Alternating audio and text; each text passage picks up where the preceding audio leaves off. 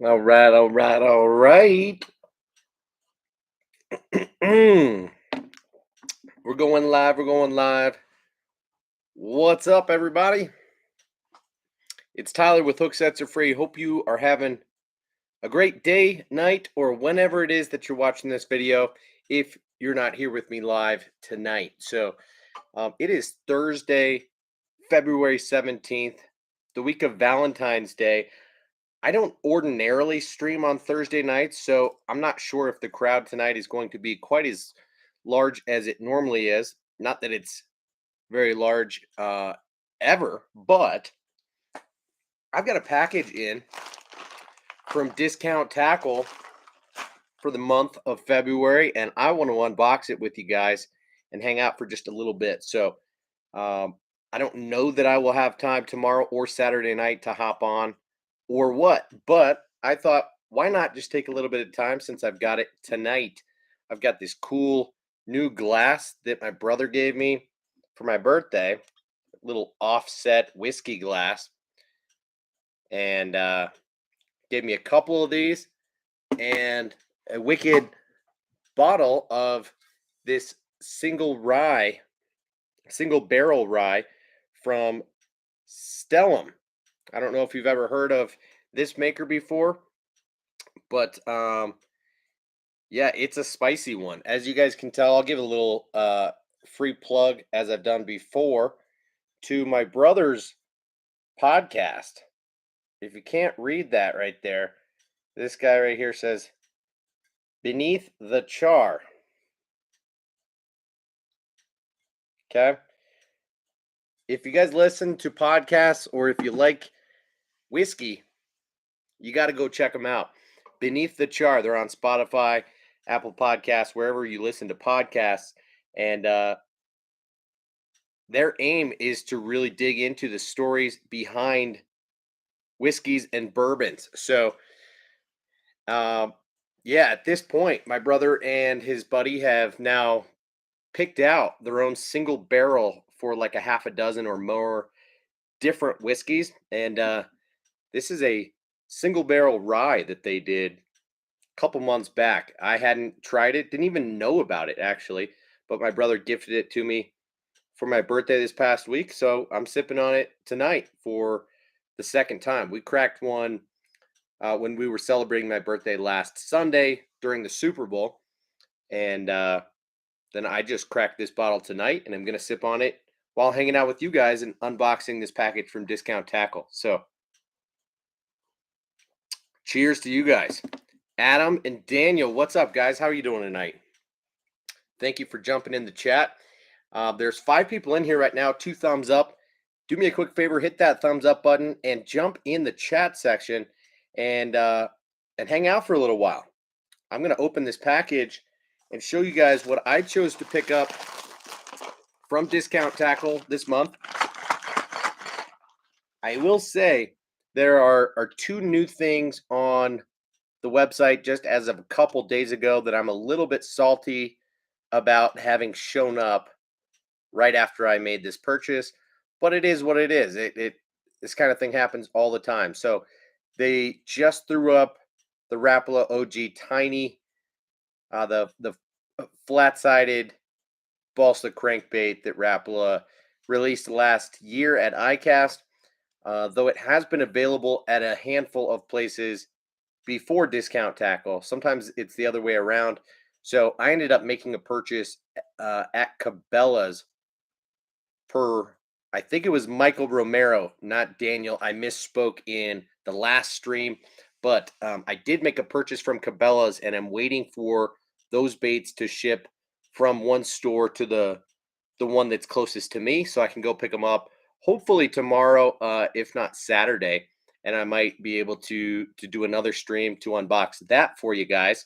So that is a big spoiler alert because that's pretty much all you're going to see in that unboxing. There might be 1 or 2 other baits in there, but otherwise, yeah, Discount Tackle does have that bait, but only in a couple colors left at this point. I guess people caught wind and snatched them up. The other bait they just threw on the website is the Rapala BX mid-sized brat.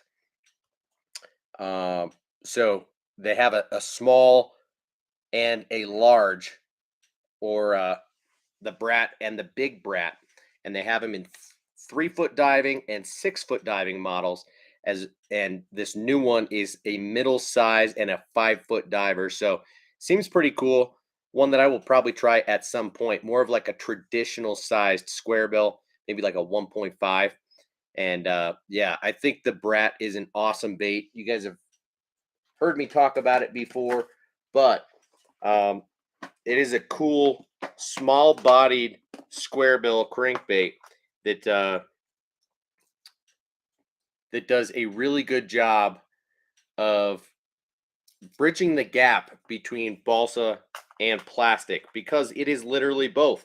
You have a balsa wood interior and a hard plastic shell that that gives you the best of both worlds. So really, what you get is a super high floating crankbait, but one that is going to be a lot more durable than a traditional balsa wood crankbait when it comes to banging that thing around and using it like you would traditionally with a square bill. So anyway, one other that they just threw up was the Megabass Giant Dog X topwater bait. I don't think that's one that I have in my arsenal.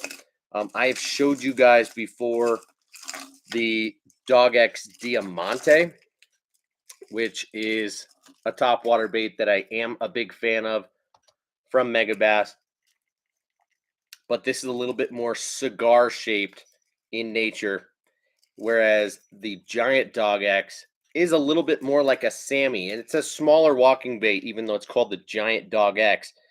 It's a 2 hook walking bait, but it's got a much more aerodynamic profile, skinnier, and it comes to a really skinny tapered tail, sits very aggressively tail down, and is a little bit more subtle and easy to walk than, say, the Dog X Diamante, which in my opinion is a very easy to walk topwater. So anyway,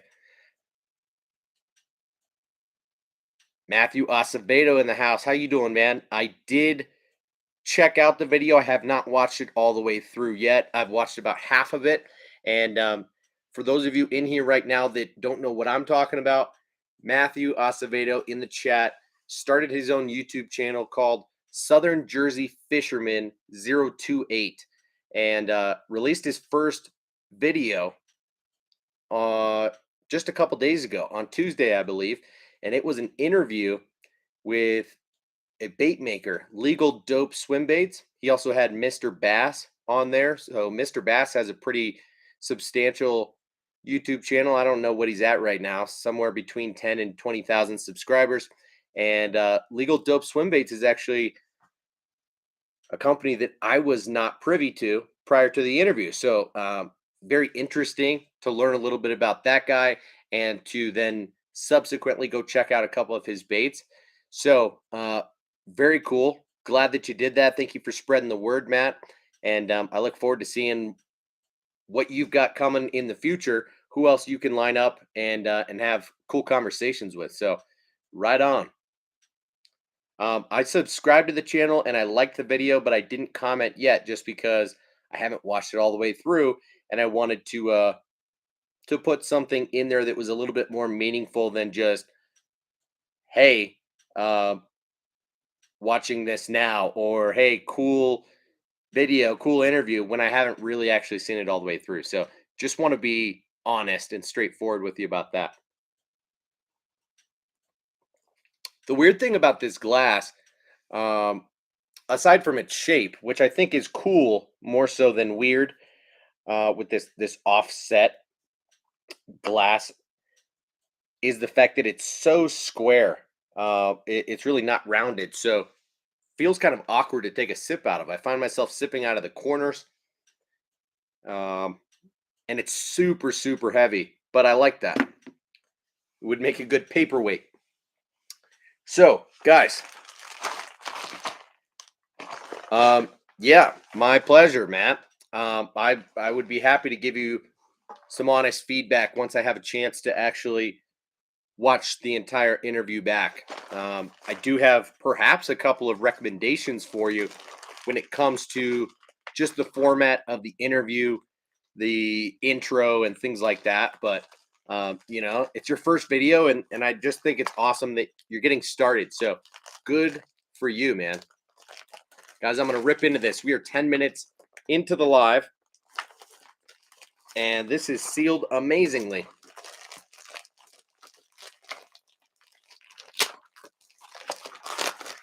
Here we go. All right. We've got some cool diversity in what I picked up this month because there are some hard baits and some soft plastics and a real mixture of different techniques. But here's a little preview and a spoiler alert for you if you want to check this out real quick. Or maybe the video doesn't even want it to focus for you. Bing, there you go. 2 seconds worth. DiscountTackle.com. If you're not already familiar with Discount Tackle, it's an awesome place to shop online for all things bass fishing, panfish, trout, saltwater. They've expanded their selection quite a bit, and it's an awesome place to shop. It's arguably my favorite. I've been shopping there for a few years now, and I've been working with them for the last year and a half, if not pushing 2 years at this point. And the cool thing about Discount Tackle, aside from their great selection, is that you can get big name brands discounted every single day of the year. So I will let you know exactly which of these products were discounted, what I bought them for compared to, say, their full retail price. And yeah, if you guys ever have any questions, feel free to ask. I do have an affiliate link with Discount Tackle, so I will drop that in the chat section right now, just so you guys have access to that. And you're not going to get an additional discount by using that link because they're already discounted prices. But what will happen instead is Discount Tackle will know that you used my link and that I sent you their way, which makes them happy and me happy. And I will actually get a small commission, a little percentage off of what it is that you purchase from Discount Tackle. So I'm dropping this in the chat right now. That is my affiliate link for Discount Tackle. If you like any of what you see tonight, or it gets your creative juices flowing, gives you any ideas, or you want to pick some of this stuff up, use my link. I would greatly appreciate it. So let's go through soft plastics first. No. Let's go through hard baits first, because this is why I made the purchase in the first place, okay? I've got 4 Lucky Craft hard baits here, and I want to go over these guys first. This is what I built my cart around, because I am constantly checking Discount Tackle's new arrivals page. On their homepage, if you scroll down about halfway, they have a section called New Arrivals. That's where those products show up that they just added to the website, just got back in stock, whatever it is. And that is where I saw not only these products a week ago, but just yesterday or today saw that Rapala Tiny OG and that Megabass Giant Dog X. And what else did I mention? There was one other. The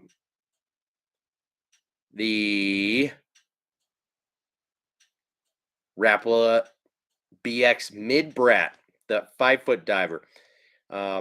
So, yeah, always cool to check out what is new on Discount Tackle. So, what I saw a week ago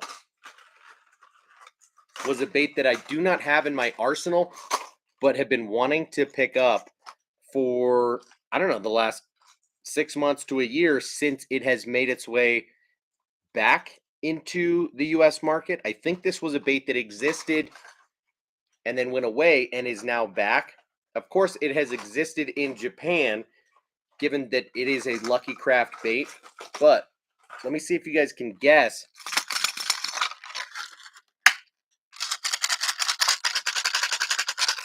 Based on the sound profile. Do you know what bait that is?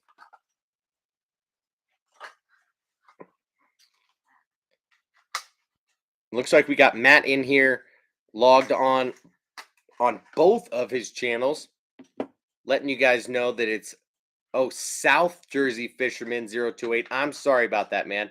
Not Southern Jersey Fisherman 028. Okay. Matt, do you really think it's the LV500, man? You guys know that I've already got a bunch of LV500s. Boom, boom, boom. These are all double backed. I've got about a dozen of them sitting here, but you are very close. This right here is the Lucky Craft LV 150. So this is a downsized version of the LV 500. And here's what we're looking at.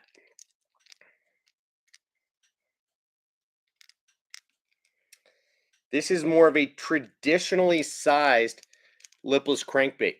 As you guys know, the LV 500 is a large lipless crankbait at 3 inches long and 3/4 of an ounce. So this is the TO craw color.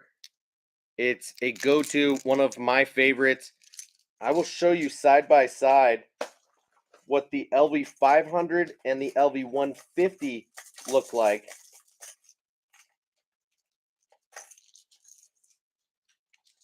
So here's the LV 500. Here is the LV 150. And I don't know why I don't have the LV 500 in the TO craw, because I like that color pattern better. It, in my opinion, replicates a crawfish better with the fact that these eyes are painted onto the bait instead of actually placed on there. Now, this might just be called like red spring craw. It's a very similar color scheme, just a little bit darker red. And it's got that crackle back on it. So if you look side by side, holding the tips together, you can see that that LV 500 is a good 1/2 inch longer. So the LV 150 is a 2.5 inch and 1/2 ounce lipless crankbait. This is the standard size lipless crankbait that you'd get. And let's compare the sounds. How cool is that? You literally get the same brass and glass in the LV 150 that you get in the LV 500. So the LV 500 is really known for that. It's a great bait for fishing deep and yo-yoing off bottom because it's heavy, but it's also that sound profile that it puts out. Literally, you get the 3 different materials, the rattles inside the bait. So you get brass, you get steel or tungsten, and then you get glass. I think it's steel balls. And so you get this unique and really loud rattle system in it. So the LV 150 is a bait that I will fish differently than I fish the LV 500. This is a very narrow lipless crankbait. So I think it will do well swimming straight through the water column. I'm curious to know what kind of shimmy this thing has on the fall. But regardless, I am probably going to do a lot of yo-yoing and straight retrieving this bait as opposed to just ripping it up off the bottom. So I'm very excited to give this a try. It does seem to be a bit narrower than most other lipless crankbaits that are its size at 2.5 inches and 1/2 ounce. So this is going to be a huge player here in just a month or 6 weeks from now as our water in Colorado is thawed and the pre-spawn is on, and that is exactly what I had on my mind when picking this bait up. And yeah, so Guggen Slayer in the house. How you doing, man? Appreciate the kind words. Great stream.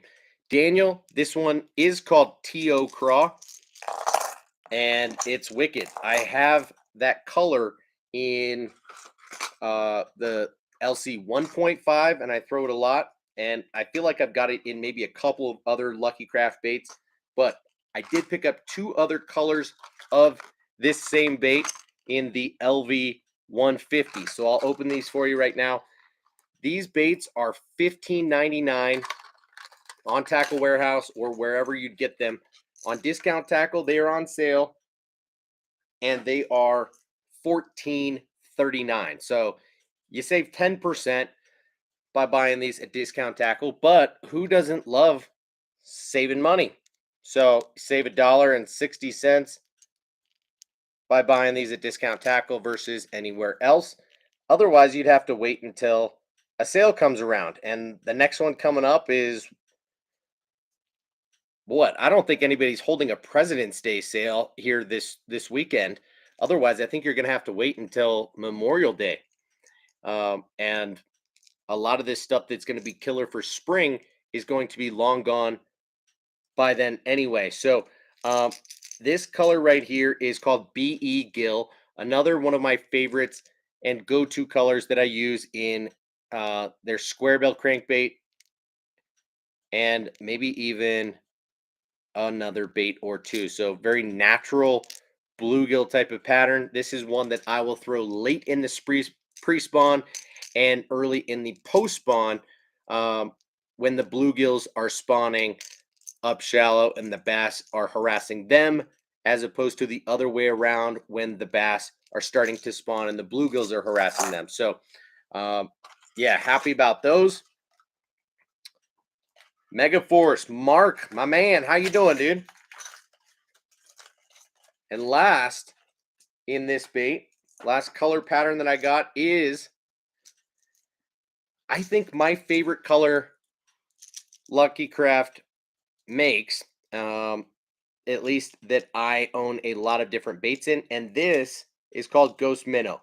It is a transparent shad pattern bait, minnow pattern bait, and this is one where you will actually get to see the internals of this bait. So you see it's a very natural light brown, some iridescence, a little bit of like silver flash, and then goes to a pearl silver belly. And what you can see are the internals. You can see the glass balls mixed in with all of those steel balls, brass and glass, baby. So Lucky Craft LV 150, $14.39. I picked up three of these guys. So from a monetary value standpoint, those three baits covered over half of my order. But it was one that I was so excited to get my hands on that I needed to try it at least in a few colors. I contemplated getting it in a couple of others. In fact, some like shiny shad type patterns. And I think they have most of them in stock right now on Discount Tackle, if I'm not mistaken. So I will just drop that real quick in the chat for you guys if you want to check it out, because it's a wicked bait, and they have all six colors in stock right now, and you can't go wrong with any of them. It was really tough for me to make a decision on them, if we're being honest. But I thought I would kind of round out my bases on the ones that I have the most confidence in and that I tend to throw the most frequently. So the other three colors that they have are the Aurora Black color, which is, as you guys know, just like a metallic, like a silver blue back type of color. They have BP Golden Shiner, which is another like silver black back, with a little bit of red on the gill plate. A little bit of a different eye on there as well. They have chartreuse shad, which is a transparent but iridescent blue color with a chartreuse line down the side. So, uh, Lucky Craft is known for having some awesome color selection in many of their baits, but with some that they are hesitant to bring to market, um, or that are phasing out, the color selection is a bit more limited. So, literally, that bait is only offered in those 6 colors right now in the US. So, it's kind of you get what you get. So,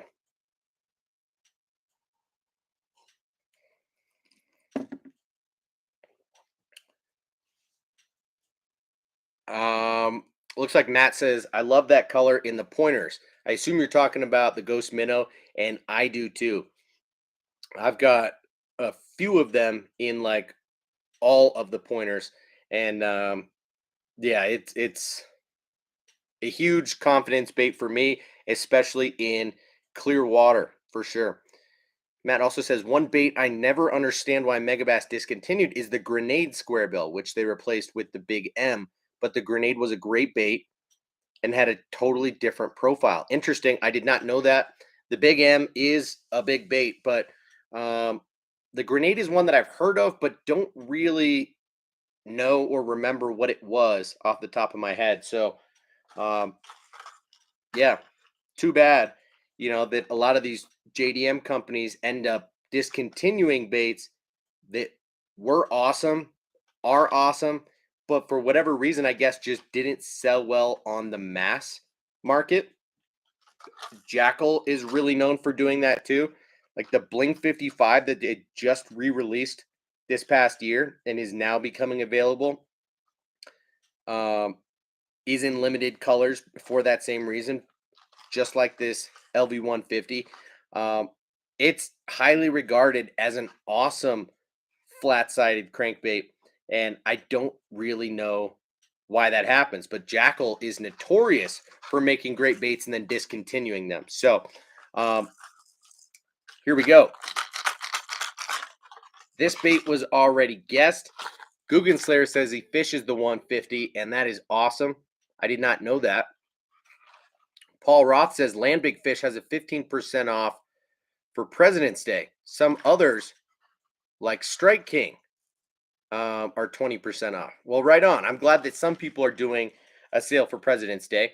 It's one of those kind of lesser celebrated, lesser recognized holidays here. So I'm not surprised if places like Tackle Warehouse or other spots aren't going to do a sale. But the only reason I brought that up is that these baits and most of what Discount Tackle offers is discounted all year long. Doesn't matter the time. So, boom. Next up is the Lucky Craft Sammy 105. I actually talked about this bait in my last stream just last weekend.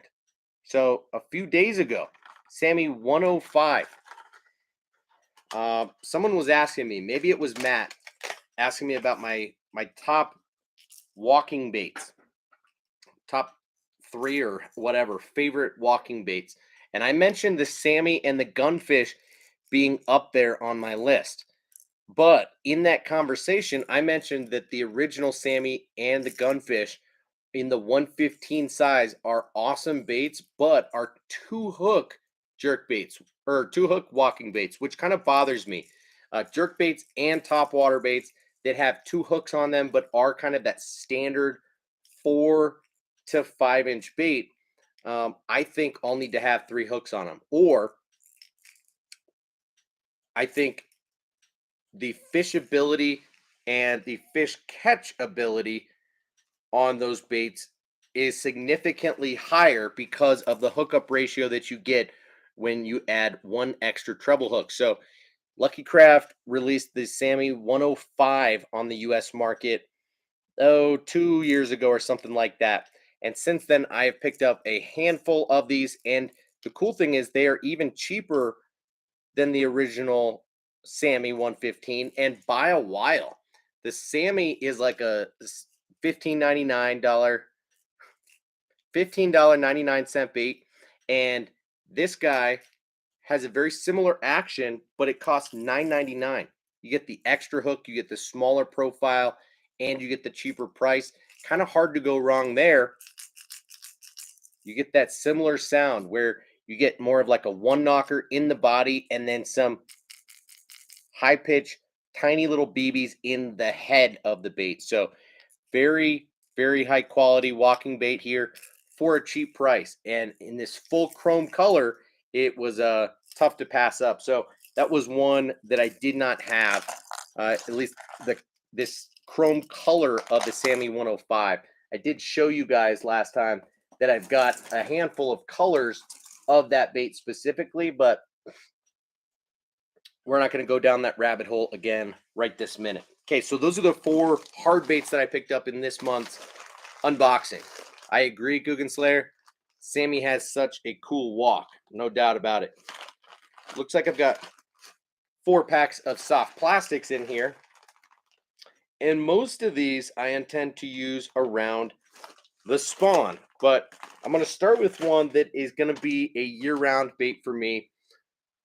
This is a bait that I throw pretty frequently, and I used it a lot last year, primarily as a drop shot bait. And this right here is the Yamamoto shad-shaped worm. Okay, this is a 4-inch minnow-shaped drop shot bait, and it's extremely underrated. I have it in 3 or 4 colors, and I generally like it in more natural color patterns. This color here is just called natural shad. So literally you get like a smoke type of color pattern with just a little bit of flake in there. And the flake is black, silver, and gold. So tough to go wrong with a color pattern like this. Looks like some of the flake is like, hologram type of color where you get a little bit of kind of any and all colors in there. But the shad shaped worm is a bait that has a flat side and a round side. Some people, like myself, prefer to rig this thing with the belly down, and some people like to rig it with the flat side down. You get a different action depending on the way that you rig it. So if you rig it with the round part down, this thing is going to fall a little bit quicker, act just a little bit more like a live bait fish. And as you twitch it, it will have more of a darting action, kind of like you'd get out of a soft plastic jerk bait. This thing also makes a good finesse chatterbait trailer, anything like that. You could throw this thing on a free rig, even on like a Ned rig or a jig worm type of presentation, and it's going to be awesome. If you're throwing this on a drop shot, a little sneaky hack is to put the flat side down, and it will slow the fall of this bait and make it a little bit more um, where it will imitate a dying or dead shad, where it's not going to suspend in the water, but it is going to have a much slower fall and have time to sit in the fish's face. And so I will rig it both ways, but I tend to find myself rigging it with that flat side up more than down. So the shad shaped worm is very underrated and super high quality. It retails for $4.99 and you get 10 in a pack. So for a Yamamoto bait, this is one of the best value baits out there. And you can get them on Discount Tackle for $4.49. So, not a huge savings. You save 10%, but every little bit matters. So, yeah, shad shaped worm. Had to get a new color, and I like that natural shad pattern. Whoa. Can you guys guess what that is based on what it looked like coming straight out of the bag?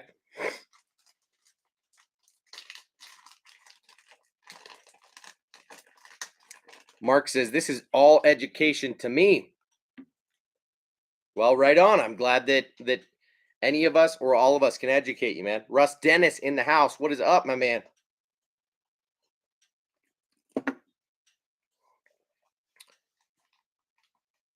Matt says he's surprised that I remembered that. Who you talking about? Me? Surprised that I remembered Mark's name or the fact that the Jackal Bling was discontinued? What you talking about, man?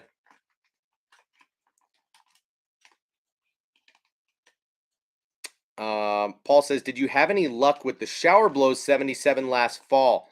That's something that I'm excited for 2022. No, I did not. Honestly, I only got to throw it like twice. So I picked it up early, middle of the fall, really. And our season ended pretty quickly here in Colorado, and or quicker than I wanted it to.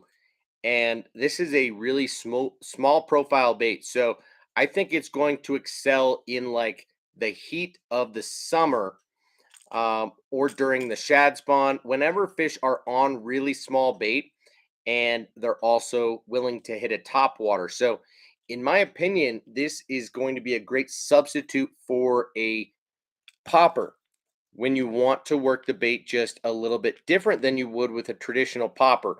This is a bait that sits ass down and is going to do a remarkable job of walking in place without covering a lot of water. This thing is just going to throw water from side to side, and it's going to cover barely any water. This is an awesome bait right here, but it's tiny. So I have a lot more confidence in the bigger sizes, even just stepping up to say its slightly bigger brother in the 105, which is still a small walking bait. But this guy at this point now has 3 treble hooks on it and throws quite a bit easier, and just does a little bit more. It has more sound that comes out of it. So that 77 is one I'm excited about, but it's a little bit more technique specific, meant more for fishing targets and for catching extra finicky fish or smaller fish. Not always, but it's a small bait.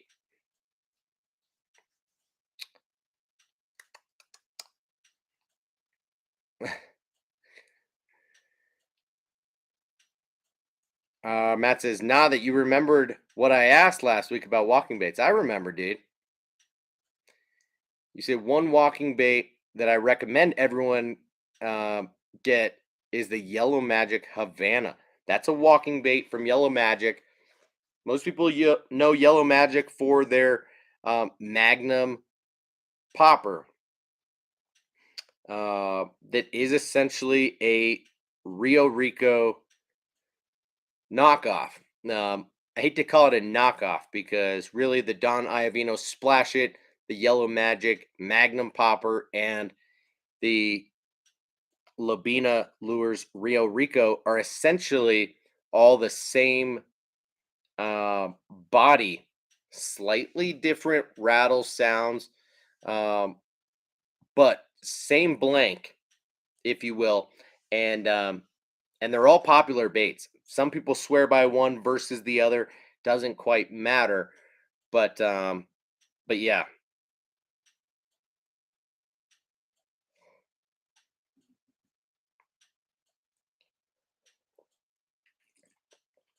Matt says, yeah, I use the Ricos over the yellow popper, but their walking bait is money, man. Walks effortlessly and nice and wide, almost like the mini lunker punker.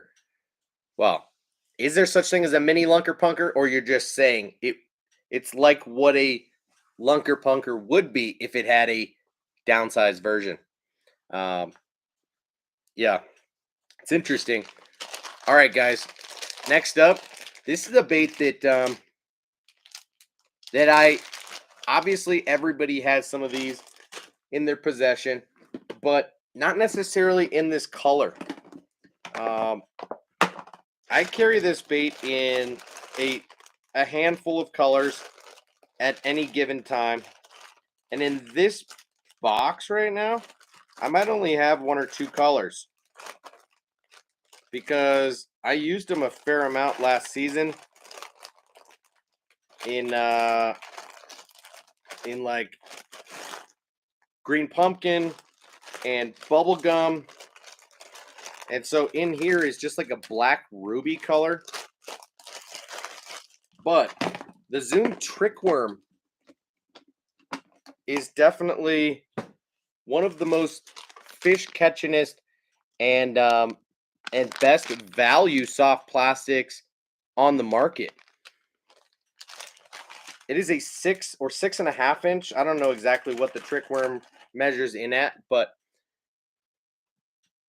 this is a floating worm essentially. This bait has little to no salt in it and is made to be thrown primarily on a shaky head. There's so many baits on the market that have this same profile now. And in fact, I have it made by a few different companies. I like to throw the Elastec. You know, Z-Man makes the finesse worms in the 4 and the 7 inch. The 7 inch is this same bait, just made from Elastec. And Strike King makes their own version of it too. That they outsource the Elastec pouring to Zoom or to Z-Man. But this is the methylate color. Methylate, which to you guys might look a little bit more orange, but to me, behind this light, looks very pink. So this is one of those colors that kind of changes in the light that you're working with. Very, very bright color. And like the bubblegum or the banana or just the straight white, all of these colors of the trickworm are meant to be pre-spawn and spawn baits for bass fishing up shallow in the spring.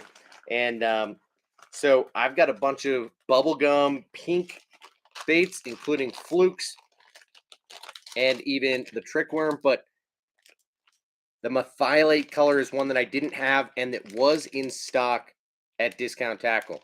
So yeah, check this out. 20 in a package, and you pay $4.92 for a pack on Discount Tackle. So let's round up to $5. We're talking about $4 or 4 worms per dollar, 25 cents a worm.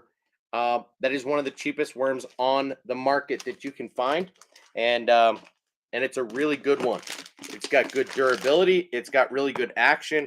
There are a few different ways to rig it, but ultimately, the best way to rig it is on a Texas rig, either with an EWG or an offset worm hook, whichever is your preference.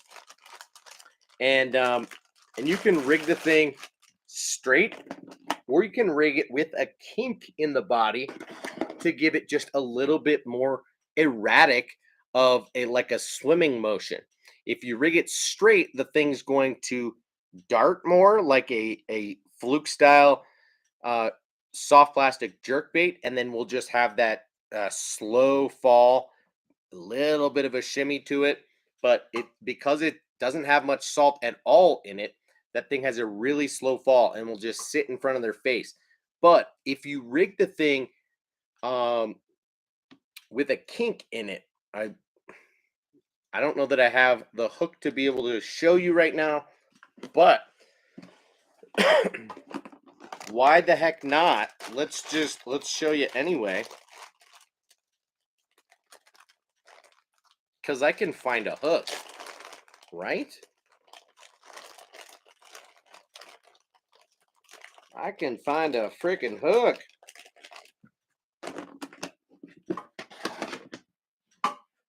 Oh.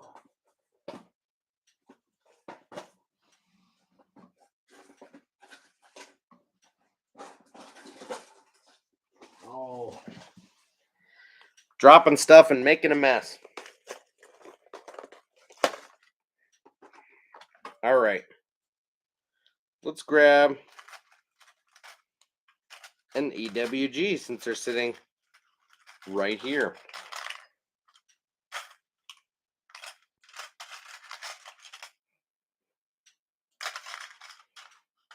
All right.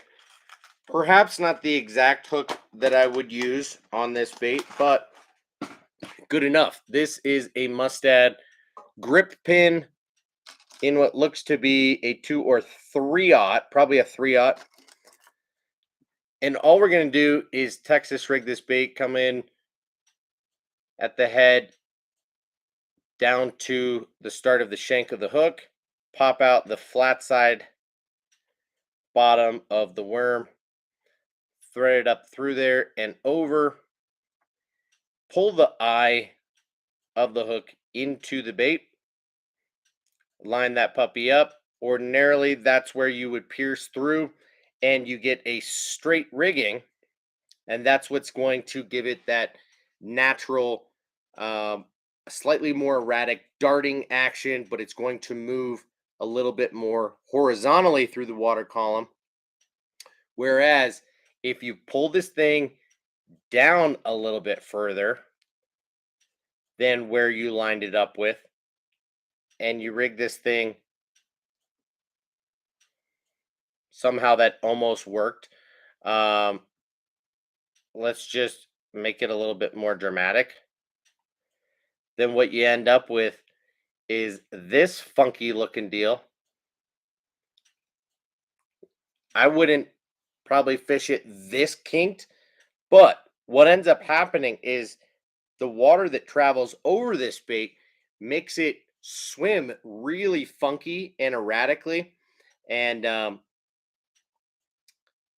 it causes the bait to do some funny stuff. So there's a couple different ways to rig and fish the old Zoom trick worm, and the methylate color is one that I did not have. So, um, yeah, Daniel says the regular trick worm is 6.5 inches. Okay, good to know that. I believe they cost like $5.50 a pack on Tackle Warehouse or other places that you get them. So at $4.92, again, you're saving 10% off. But uh, methylate, cool color, very pink, very orange, very bright. So when fishing around the spawn, if you're doing any bed fishing, that is a great bait to have because you will be able to see that bait from a mile away for sure. Matt says uh crazy how can be from across the country and I'm on the other side and I use the same color worms, especially in the pre-spawn. Yeah, well, every body of water is different. That is for sure. So um honestly, what I use is different from one body of water to the next. Uh, and it depends on the time of year as well. So just like everybody else, I have a preference for something that is like a green pumpkin blue flash, like this guy. Something that is more of a natural color. I don't throw a lot of like watermelon red. Uh, I do throw a lot of different variations of green pumpkin and or black and blue. And then there are times where I will branch out and throw something really bright.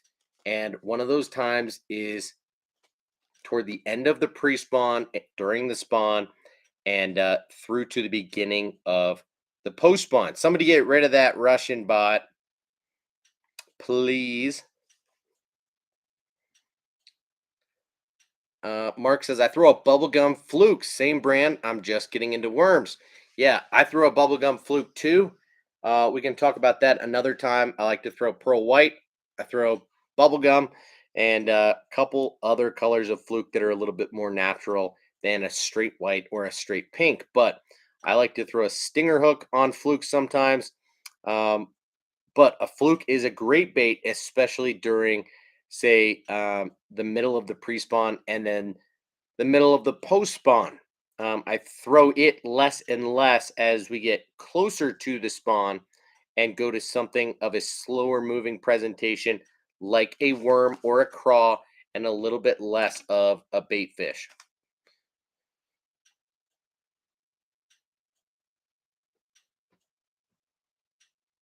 Yeah, Magnum flukes are pretty wild, man. Um, I don't throw the Magnum fluke a lot, but I do have the Z-Man ones. I don't have them close by to be able to show you, but they're absolutely huge and pretty cool still.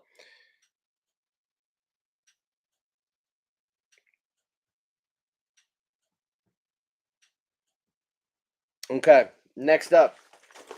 So while I was bending over to get that hook, I saw my little Lucky Craft Square Bill go-to box, and in there, look what color it is. It's the T.O. Craw in two different versions of the LC 1.5. This is the original, the silent, and this guy here,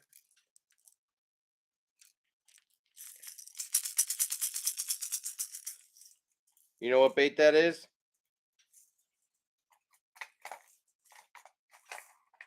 It's the Moon Salt 1.5. I've got the Moon Salt in the Ghost Minnow color too. So literally you can see all those rattle chambers inside this 1.5 square bill. I really wish that they would make the LC 150 lipless crankbait in the MS American Shad, which is just has been one of my favorites for a long time. But one color you did see me get was that BE Gill. Told you that I fish it in the square bill as well. So anyway, moving on, we got just a couple more packs of soft plastics, two in fact, and we're done with the package. So this is a technique that I want to talk about that I don't know if I've talked about it more than just a couple of times on this channel ever. Um, and I've never really referred to it by the technique's name.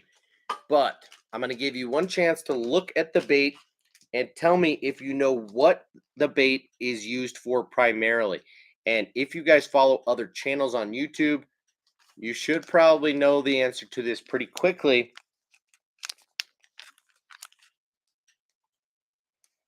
Uh-oh. Focus, focus. 4-inch fat Ica. What technique do you use this bait for primarily? Guggen Slayer with the quick answer on it. Backslide. Matt, back glide. You're both right. I would say backslide. But the Yamamoto Fat Ica is essentially a 4-inch tube bait. It's got the same skirt as like the hula grub on it, so it does flare out pretty aggressively. It's not going to uh lay down like the skirt of a tube would, because it is poured on there as a skirt more so than tentacles. But this is a solid body bait, grub, tube, whatever you want to call it. Uh, this is a solid body bait. And so some people will flip it like they would a tube. But what's cool about this bait, because it has that solid body, is that you can rig it either way. You can rig it like you would a tube. You can rig it on a standard Texas rig. So where you're coming in the nose, out the back, and this thing's going to fall like so. Standard tube style presentation. It will act fairly erratic, not like a hollow body tube would necessarily. But what makes this bait extra unique is that after you tear the bait up, or if you just so choose to use the back gliding presentation immediately, sorry, Matt was right, back glide, not backslide. I don't know. At least that's what the hookup tackle calls it more frequently. Uh, you can rig this thing backwards. So I'm going to show you, even though it's going to compromise the integrity of this bait. So you're going to come in the butt of the bait and rig it Texas style, but backwards. Okay. So then you line up and you're going to come through close to the nose of the bait. And there you have your presentation. And so when you rig this thing, it's going to fall like so. Sorry, the weight of it's going to cause it to fall like this. Um, still toward the nose. And so then when you pull it, it's going to pulse backwards like a fleeing crawfish. And then more specifically, it's going to then go away from you. So it doesn't come up and then fall down like a traditional Texas rig would, traveling toward you. So you pitch this bait in there and it is going to fall away from you. You pull it up and it's going to go right back to where it was. So very different presentation than a traditional Texas rig where you pull it up and it's going to fall down on an arc toward you, where you're going to work the bait back towards you. So this is a great presentation for fishing under docks or laydowns, things like that, where you have a tough to reach spot. So what you do is you're going to flip it in there and it's going to back glide away from you and under the piece of cover that you are trying to fish. So very unique presentation that you do not get with other plastics, because ordinarily if you're just flipping a tube, you're flipping a soft plastic stick bait or a craw, creature, beaver, whatever it is, and you flip right to the edge of that dock, it's going to fall straight down, best case scenario.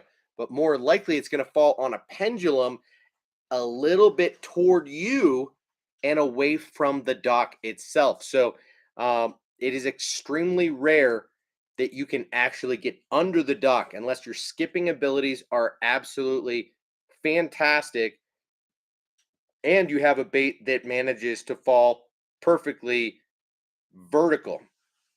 But that is rare. So a back gliding bait like the Yamamoto Fat Ica is awesome for that type of scenario where you want the bait to actually get in and under something that you're pitching toward, and where you're struggling to get to the edge and effectively fish that area, because that often happens, especially if you're bank fishing, where you are getting to a specific target or you're fishing along an edge of cattails, reeds, tules, whatever it is, and you pitch close and your bait drifts away from that. Whereas a backgliding bait will allow you to get in to the shit. You pull out and it goes back in, and you're able to fish one area pretty effectively for a while. So the Fat Ica is kind of a must-have bait in this category. This is a cool color called Dark Pumpkin um, with large black flakes. So it's like a dark green pumpkin, like a natural brown type of color. And yeah, pretty pumped about it. So I might just leave this one on this hook because, as was mentioned in the comments, this is a heavily salted bait, and just by rigging it a couple times, you're gonna end up with a torn up bait. Golly, what does that look like? Looks like a pack of rolling tobacco or something. Sheesh, those skirts.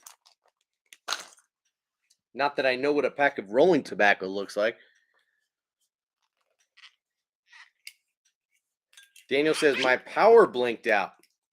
We were getting hit with that high wind and rain right now. Dang, dude.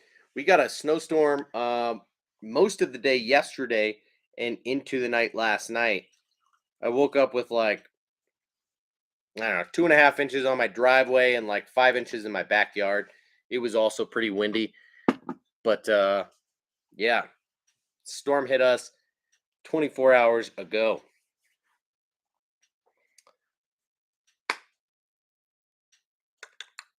Matt says one bait that glides really well backwards is the Jackal 5-os. What is it actually called, dude? The Jackal what? You say they're super dense and heavy. Guggen Slayer says those look sick, Matt. I almost bought the Doe Live shot the other day. Too much thought. Haha. Yeah. It's easy to think too much about some of these baits, you know, especially when they're $10 a pack. So the Yamamoto Fat Ica, by the way, is not a cheap bait. Yamamoto makes some baits that are relatively affordable and a lot of baits that are not very affordable. And the Fat Ica is $8.09 per pack on Discount Tackle. And I think that's a little bit cheaper than you can find them on other places or right around the same price. So these come 10 to a package. So you're paying closer to $1 per bait, but not quite that. And either way, they're more of a specialty style bait. You're not going to use it all the time. You're not going to run through bags and bags of it. So theoretically, it is worth it when you are going to run into that situation. If you know the spot that you're going to fish and you can think ahead of time that that might be the way to get a couple extra bites is to get under that piece of cover, then I think it's worth it. So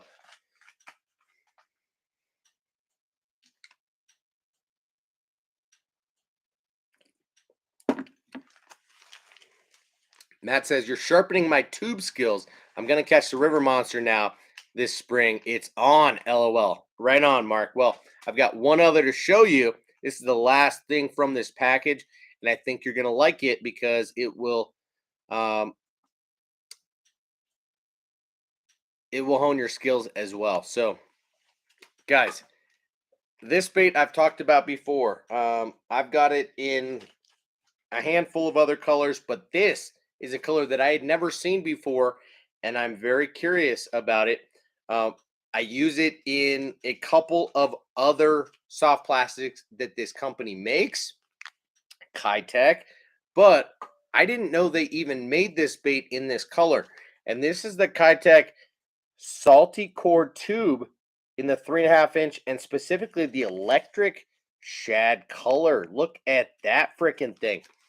So, Mark, check this out. This is another bait that is relatively expensive for what you get. These guys are $6.29 for a pack of 6 tubes. So they are not cheap. You're paying $1 per bait. But one, look at the color pattern there. Yikes. Just got salt all over my keyboard and my laptop. So electric shad is a color pattern you're not going to be able to find on Tackle Warehouse or elsewhere. But these baits are poured extremely well. The tentacles do not stick together. They are perfectly straight. They don't get kinked up. This is a tube that is not hollow. It is filled with salt. And not only that, but it has a butt plug. Check that out. So it is made for backsliding. You rig it backwards, Texas rig right through there. And it has grooves along the top and bottom of the bait for your hook to run and tuck into. This bait is extremely well made. It's durable because it's a dual density soft plastic. So you get a more durable plastic on the outside of the bait than the salty inside of the bait that this thing comes with. So the Salty Core Tube is one that nobody talks about and is super good. They make it in a 3.5 and a 4.25, and I've got both sizes, but I saw that Discount Tackle had this 3.5 in the electric shad, and I had never seen the electric shad color in the 3.5 inch size. So I use both sizes. Probably the 3.5, just a little bit more than the 4.25 because that is a big bait.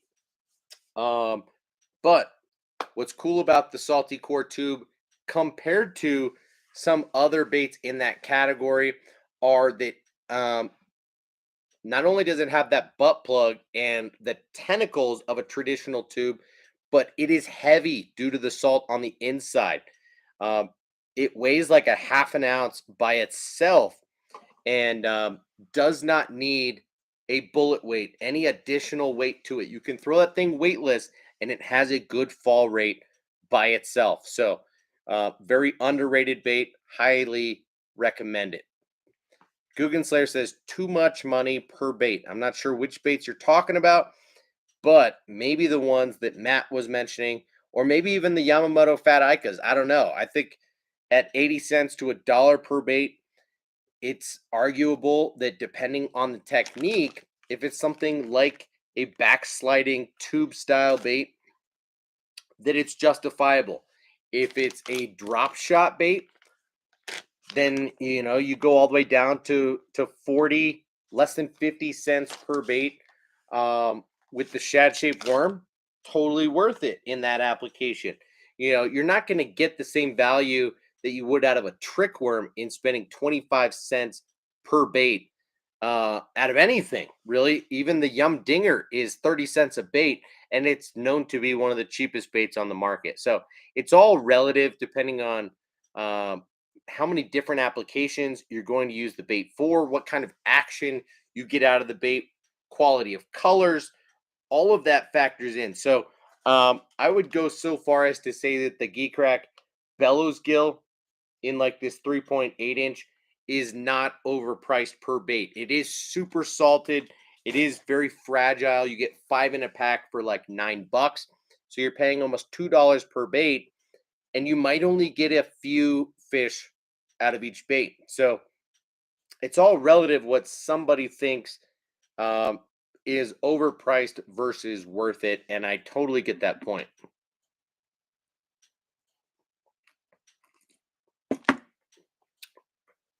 So you're saying the jackal and the doe lives are too much money per bait. Interesting. Matt says that the Kitech salty core tube is the only tube he uses. Nice. And yes, Guggen Slayer, they're very fishy. They smell. I mean, Kitech has those that scent on their soft plastics that is very natural, very shrimpy, very fishy, and of course, very salty, very natural um, in the way that they act in the water. Very, very high quality soft plastics that Kitech makes. And it's a shame that their swim bait has done so well to the point that it's overshadowed all of their other soft plastics and caused a few to be discontinued. So their salty core uh, stick, I believe it's called, not their tube, but the salty core stick. Is that what it's called?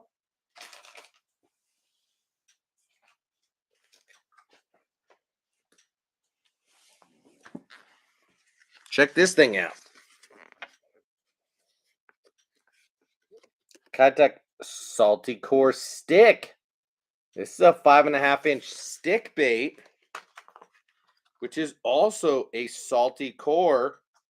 So it's got that same construction where it's a very tough, durable outer shell, and then it's totally salted on the inside. This thing is a heavy soft plastic bait, has a great wiggle on the fall, and I have no idea why it didn't sell well when it was on the market, but it's not on the market any longer, and it's awesome. So it's a damn shame. Kitech makes some really good stuff. Um, they're crazy, crazy. Their crazy flapper is one of my favorite creature baits. Period. Um, this thing is super versatile, and they make it in some awesome colors. Now, this color, Delta Red, for whatever reason, has been maybe discontinued or is less readily available these days, but it matches up perfectly on a Firecraw jackhammer. They make this bait in three different colors, in the 2.8, the 3.6, and the 4.4. This is the middle size, and it's awesome as a do everything all around bait. Oh, the oil. Mmm. Sushi. Mmm. This is an awesome bait for so many different applications, and it's versatile. Now, it is really salty. It's not super durable. Uh, it is made to be thrown like more so on a Texas rig, with the way that this thing and its profile is, but you can throw this thing on a trailer, on a swim jig, or on a chatterbait, and it's awesome. So they've thought everything out, from the head and nose of the bait and where a hook can lay, to the segments and how you can trim this thing down to be a jig trailer, to the different appendages and how they come straight out of the pack. There's uh, flanges on these guys. There's tremendous kicking action, and then you get multiple types of appendages. So what you can do is rip off these two, and what you get out of this bait is just a straight up punching bait, or vice versa. You can remove these two, and what you get is just a straight up craw, almost like the Strike King Rage craw, where you're going to get a very wide kicking action. With all of these together, you get a very middle of the road, solid kicking action that is medium aggressive. And the Crazy Flapper is underrated. I could talk about Kitech soft plastics for a while. Very, very good bait, even down to its smallest size, in that 2.8 inch that I just talked about.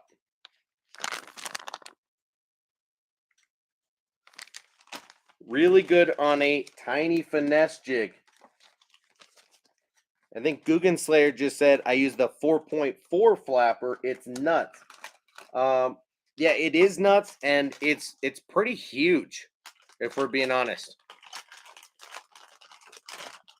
Ron says, I get a good feeling when I get a new bait to try. I'm fishing from the bank. I cast 2 rods and I fish a new bait instead of sitting there. Yeah, I hear you. So here's the 4.4 inch Crazy Flapper. This is a fatter bait, a much longer bait. It feels significantly bigger than the 3.6, significantly heavier too. But in my opinion, all of a sudden, where the smallest, the 2.8 inch, is like purely a finesse jig trailer, the 3.6 is a do everything type of bait, where I will throw it on a slim jig, a chatterbait, as a Texas rig bait, on a wobble head, uh, on a Tokyo rig, kind of anything and everything. The 4.4, all of a sudden, I'm not throwing on the back of a jig anymore. Now, of course, you could cut off this first segment, and then you've got a jig trailer that is a little bit bigger in terms of the flappers and the action that you get. But in my opinion, I'm pretty much only using this thing as a wobble head, um, or Tokyo rig, or flipping type of bait. The way that I use it changes pretty drastically depending on the size of the bait. So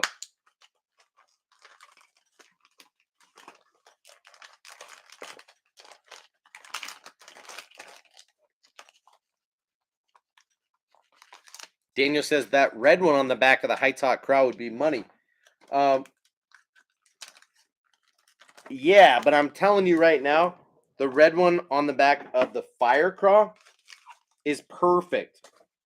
You say money, I say perfect. I will show you a couple pairings that are perfect, and then we can dip out of here pretty soon. But I'm going to grab two trailers that are perfect, that are like must-haves for the jackhammer chatterbait.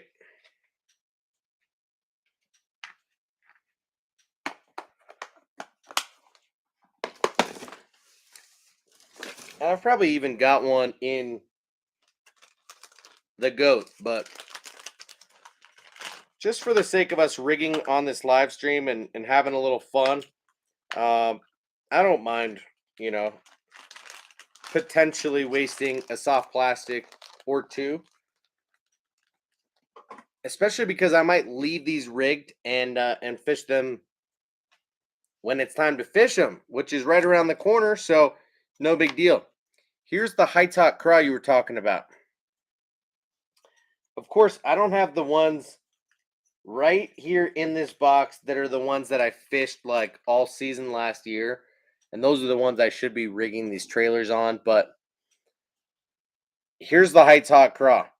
Green pumpkin back with some red flake and a red belly. That's wicked. Okay. And on the back, I am going to rig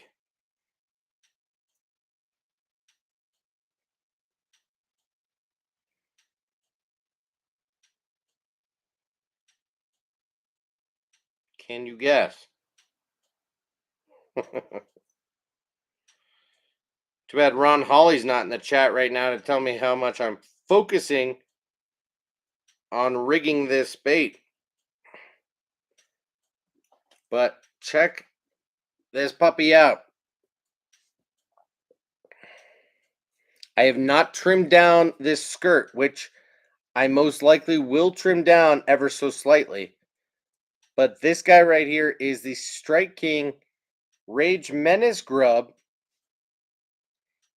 in the Falcon Lake Craw color. It has the red on the belly. It has the green pumpkin on the back. It has the red flake. This is a perfect match. Falcon Lake Craw. You can't beat it. All right. I will even move that skirting material for you to be able to see just how well this thing matches. Red belly, green pumpkin top. I mean, it's flawless. The Heights Hot Craw colored goat is an awesome match as well. And I've got the cross-eyes chatterbait with that trailer in that color rigged up sitting right here. So I'll show you kind of what the difference is in that same color. Now, of course, this bait has been rigged for like, I don't know, 6 months or something like that. So it's probably a little bit discolored.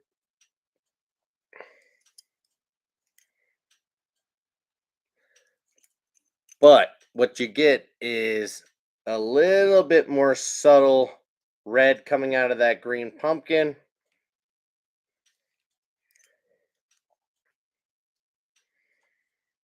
Also a great match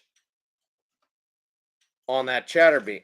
Now, we take a fire craw, which is a red back and an orange belly. And we take that Kitech Crazy Flapper in the 3.6. Yo. You don't even know how good this is.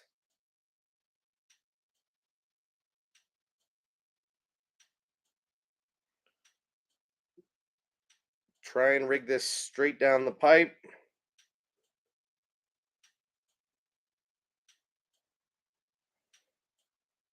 Because you only get one shot. Do not miss your chance to blow. This opportunity comes once in a lifetime, you know what I mean? It's a pretty decent halftime show at the Super Bowl, wasn't it? Literally, you get all of Dr. Dre's homies. Tell me that is not a perfect match.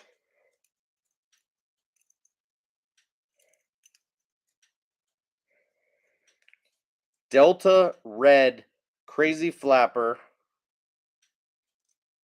red and orange, red and orange. Booyah! Whereas you go to the Menace Grub on that Heights Hot Craw and the Falcon Lake Craw. Perfect match. Come on. They call me the matchmaker. What's up?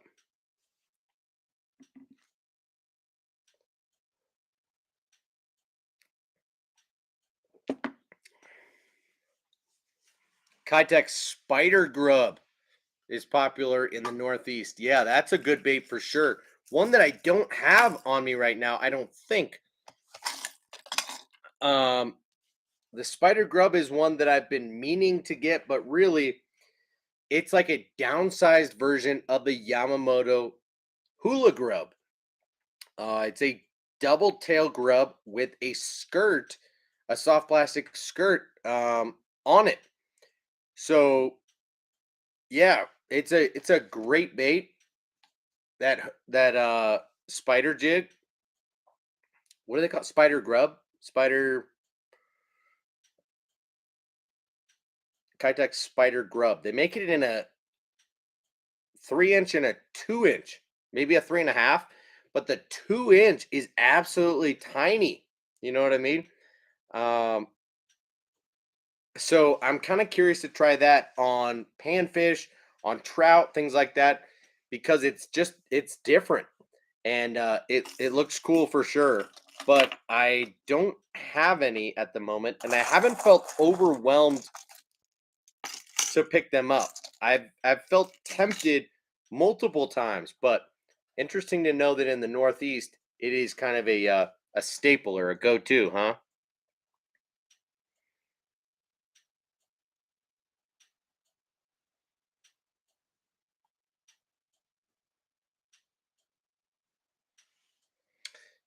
No, Matt. The Kitech. What are you saying is a better version of the Ica?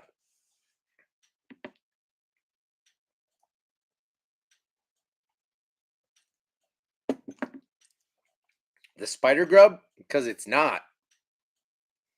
The Spider Grub has a double tail grub tail on it, and it's got a skirt on the front like the Fat Ica, but it's more like a hula grub is from Yamamoto than the Ica.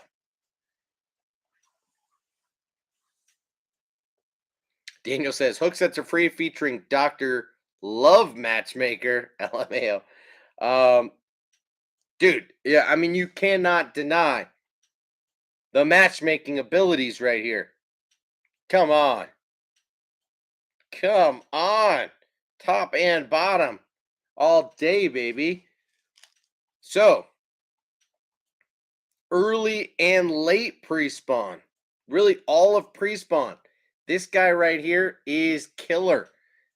I want to say 2 years ago, maybe 3 years ago, this pairing exactly, but in the half ounce version, not the 3/8, was my number one producing bait all spring, like for March, April, May, all the way up through the middle of the spawn.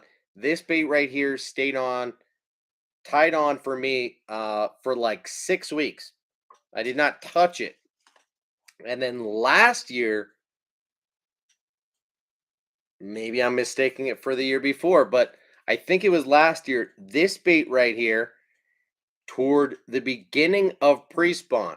So for the first month of open water, really for all of April and into May, this bait right here was it for me. Um, and of course, I could change baits all the time, but I think there's just something about the action of a menace grub, the colors being green pumpkin and red, where it's it stands out, but it's still a little bit natural, not too overwhelming. Whereas this guy right here is overwhelming in a couple regards. The Firecraw color, being bright red and orange, stands out like a sore thumb. So you really need water conditions that are like, you know, a snow melt runoff where you get muddy water, and a bright color is going to do you better. And then where you've had warm temperatures and all of a sudden the fish that are around you are aggressive, and they don't mind that really wider kicking and flapping action that you get out of that bait versus the menace grub, which is a little bit more subtle of just a kick versus flap. Okay.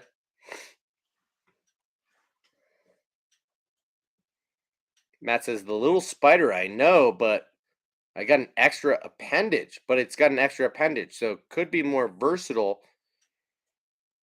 if you didn't want a grub side cut. If you, I don't know what you're saying. If you didn't want a grub side cut them off, now you got an Ica. Okay, so if you didn't want a grub, you could cut those tails off, and then what you get is that straight body and the skirt. And essentially you've got an Ica. Yeah, you're right. Um, yep, good observation. Daniel says, I gotta order some of that colored grub. What are you talking about? The menace grub? It's called the Falcon Lake Craw.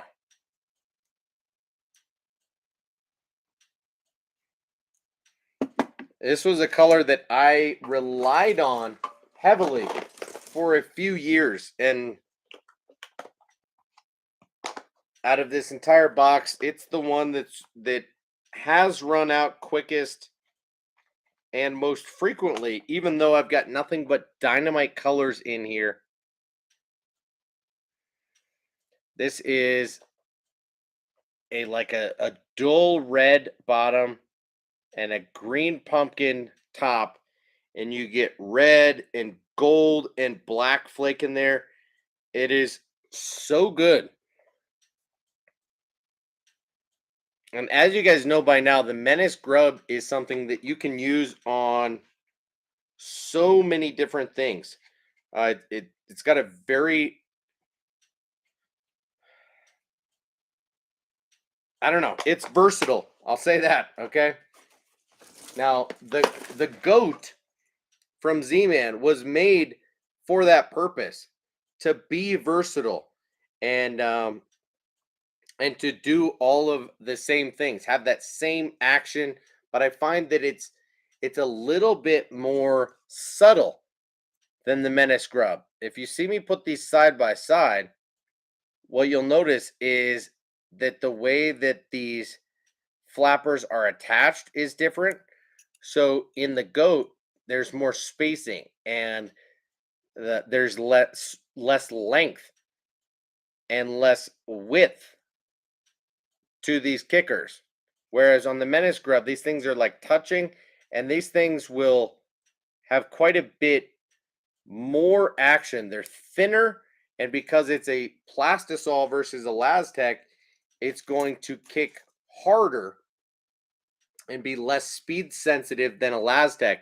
A Laztec needs to be fished a little bit quicker to have the desired action out of it. So that is something to keep in mind. I do still highly, highly recommend the Menace Grub from Strike King as a do everything type of bait. It's a good flipping bait. It's a good Texas rig bait. It's a good wobble head bait. It's a good jig trailer on everything from a football jig to a chatterbait to a swim jig, depending on how you rig it, whether it's horizontal or vertical. So great bait. You do need to get some, Daniel. Guggen Slayer says my twin tail grubs and max scent chunks came. Nice, dude. I do not have any max scent chunks, and I don't really see myself using them either. So I haven't gone out of my way to purchase those. I understand why people are all about them, especially if you're a big time jig fisherman and you like that type of action. But I only got into bass fishing 5, 6, 7 years ago, and so I'm of a certain generation of bass fishermen where chunk style trailers are not really my deal. Um, I can throw something with a dead action that doesn't have to be a chunk. Um, so that's just me. Matt says, Tyler, have you used the Kitech leech at all? Heard they are a great drop shot bait, but never tried them myself. Yes.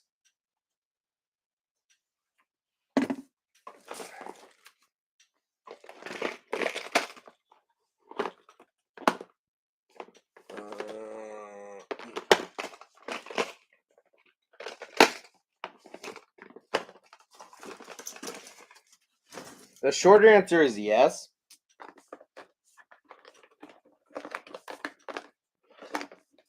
I don't know where they went last time.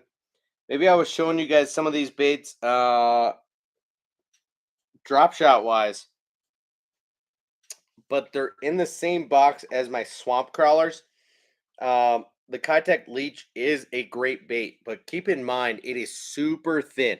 I'll show you guys again another time. I've shown you before, but the leech is like a 3-inch bait, and it's razor thin and it's ribbed all the way through.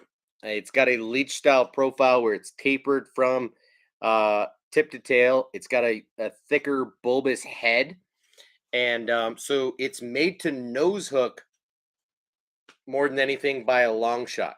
It's a very good bait, but it's made to nose hook and nose hook only. I suppose you could Texas rig it on a 1/0 hook, but I wouldn't recommend it.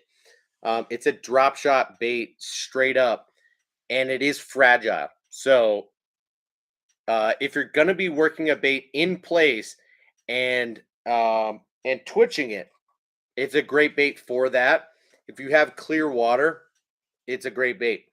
So that's what I would say about that. I'm gonna pee real quick and be right back. I thought maybe I'd dip out, but we're talking about some good stuff, so hang tight for me.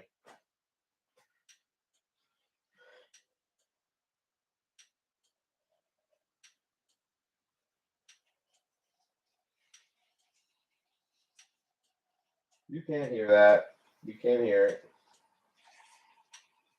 Oh no. The Dumb and Dumber situation. Oh no.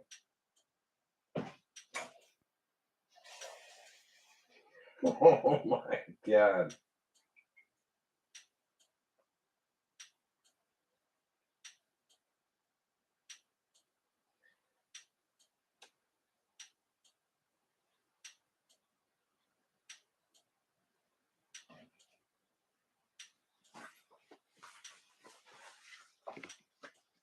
So do you guys know what I'm saying when I say that was a Dumb and Dumber situation?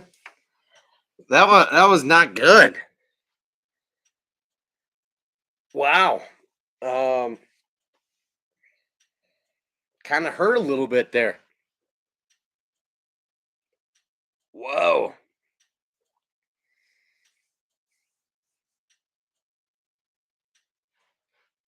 Uh ouch. Had to pinch it. So picture Dumb and Dumber. They're on a road trip in the van, in the shaggin' wagon, and Lloyd has to pee, right? So he asks for some beer bottles, and he says, "Hurry, hurry, hurry, hurry, hurry, hurry, hurry, hurry, hurry, hurry!" And he has to pinch it while he fills up one beer bottle and moves to the next. Um, Sorry, Ron, not that you're in here, but Ron Hawley, Bassless chap. I've got my Thunder mugs in here, and I'm embarrassed to admit, but they're filled I have not emptied them or thrown them out. I've got multiple cups filled with piss from like the last 5 streams that I've done in here. And so I had two that were like half full, and I just filled one up and had to start going on the next one. And that was not fun. So yeah, sorry to overshare on that, guys. My bad. Guggen Slayer says, I just got into the chunks last fall and realized I was using too much rage stuff. Yeah, well, I hear you though. The menace grub, all the rage stuff is addicting. I did the same for like probably for 3 or 4 years. I used so much of the rage tail stuff. You see, I've got a few things here from uh, the Rage Bug to the Magnum Rage Bug to the Magnum Rage Menace. You saw I've got a whole box full of Rage Menace grubs, just in the normal size. I've got the babies. I'm obsessed with all of it, but I don't use it nearly as much now as I did 2 or 3 years ago, when that was like where my premier confidence was. I love the scent. I don't mind it on my hands. The fish like it. The action is good. The profile is solid. The durability is okay. There's nothing wrong with it. Um, so there's really no reason to switch away from that other than curiosity. Just wanting to try different things, wanting to know what works, wanting to know if there's something better out there. So you're absolutely right, and I'm with you there. Um, but the idea of using too much rage stuff is a relative term, right?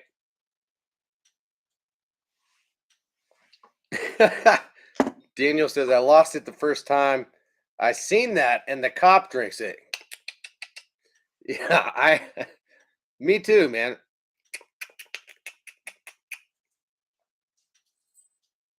Get out of here. That dude freaks out. Of course, I make that sound and my dog comes running. Um, she's confused. She thinks we're gonna go on a walk or something. So, guys, anything else you want to talk about? I thought maybe we'd keep chatting a little bit um, after that, but what I wanted to do was hop on here, unbox the cool stuff that I got. I got 3 new LV150s from Lucky Craft. This is a lipless crankbait that I did not have in my arsenal and my possession until now. This is a bait that I plan to use this year a fair amount, um, and to see where I think it excels compared to, say, a Strike King Red Eye Shad or a Bill Lewis Rattle Trap. Um, some of the other staples on the market that are a little bit less technique specific within the technique of lipless crankbaits. I picked up one of the Lucky Craft Sammy 105s in the all chrome color. Super pumped about that.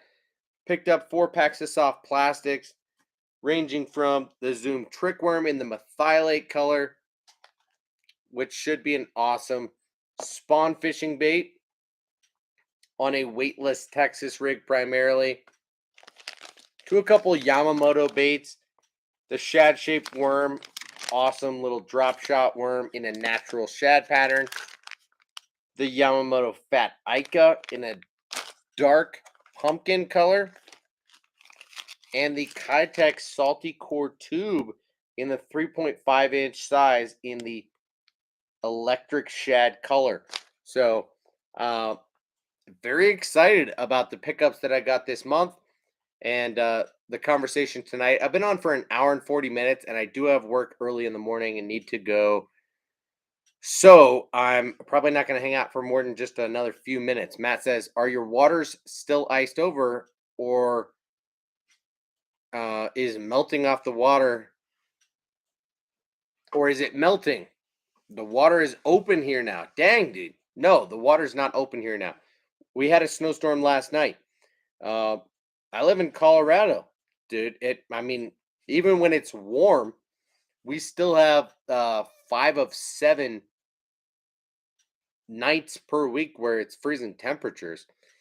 Even if it gets up into like the 40s or 50s during the day, which would be nice and warm weather, um, it's still dropping into the 20s at least at nighttime.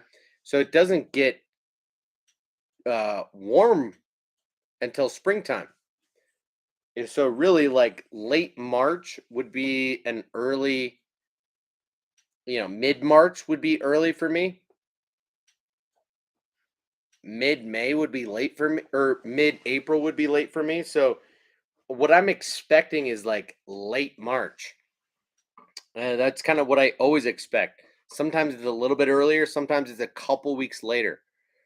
My dog's acting a fool and throwing pillows around on the other side of the basement.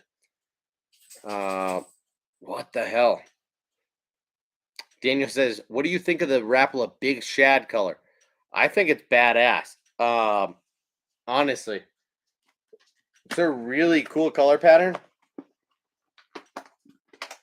and I'll show you guys again when I get it in the tiny OG 4. But check this thing out. It is a shad pattern that is mostly silver. And this is a color pattern that not a lot of companies make. Okay. This is primarily silver, but it transitions to like a dark silver, almost a greenish belly. And then it has like a sexy shad type of side to it where you get this chartreuse line down the side. You get some purple on the shoulder, and then this iridescent green, almost black back. Um, it's a darker than normal shad pattern, and I think it's really cool and different. So, yeah, I'm a big fan of it. Really like it, and I did only pick up one in the Tiny Slim. Um, I don't know if I have them in the OG Slim. Let me check real quick. Um, yeah, of course I do.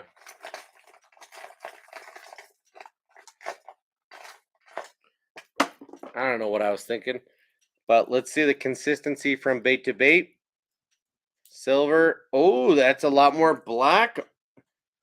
It's more like a gray, uh, bordering on blue on the belly of this OG Slim.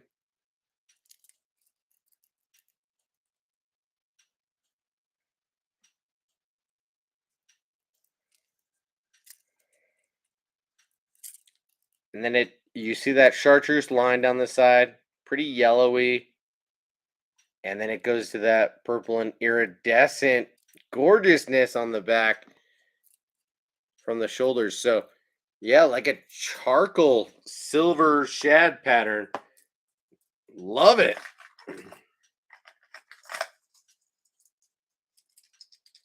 So, yeah, I picked up maybe a half a dozen colors or so of the tiny OG. Those are coming from Cabela's in the next couple of days, coming to Cabela's for me to go pick up at the local store just, 10 minutes away from me in the next couple of days. But um yeah, altitude has everything to do with it, Matt. You're right about that. Here in Colorado, we're at a mile high. So I'm actually higher than that here in Parker, just south of Denver. We're more like 6,000 feet, and whereas downtown Denver is a mile high at 5280. Um, at Mile High Stadium where the Broncos play, it is literally a mile high. One of the rows of the stadium, the seats are painted orange instead of blue, so you know exactly where you're sitting a mile high, which is pretty cool. But no, here down south, I'm 30 minutes south of downtown. It's an extra 800 feet in altitude. It's 6,000 feet above sea level here, so I'm sure that that makes a difference in terms of year round temperature and weather storms and all of that stuff. You're right.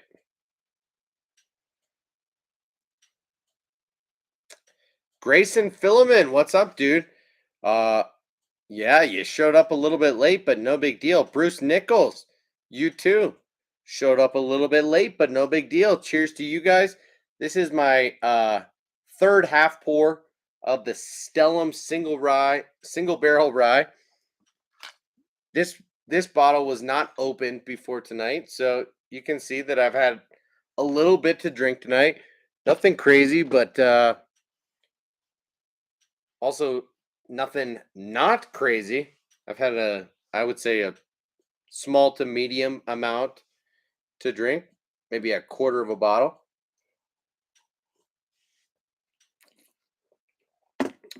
Yeah, Daniel, that's probably a good idea. That big shad color is awesome.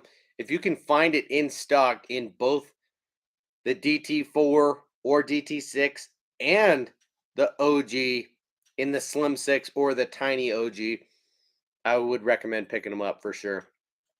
Grayson says, "What are the main baits that you use for spawn? Bigger, smaller shad, bluegill. What? What are the main baits that I use for the spawn? Bigger slash smaller shad slash bluegill."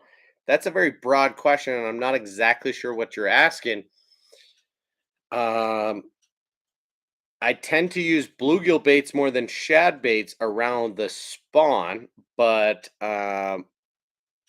depends on what you mean when you say smaller slash bigger baits. Are we talking about pre-spawn and post-spawn? Or are we talking about just the spawn and like bed fishing specifically? Matt says, "I like to use bigger baits and shad colors for pre-spawn. I don't use bluegill colors until spawn or the post-spawn." Yeah, that's a fair point. That's kind of what I was just talking about. Bruce says, "Tyler, if you're interested, I found 5 Huddlestons for $38 shipped." Sure. I mean, yeah, I'm interested. What size are they, and how did you find them? Why don't you hit me up, either on Instagram or email? On Instagram, I'm hooksets.arefree, like all regular words, AREFREE, uh, just like this YouTube channel, or by email, I'm hooksets are free 18 at gmail.com. No periods, anything like that. So if you've emailed me before, hit me up.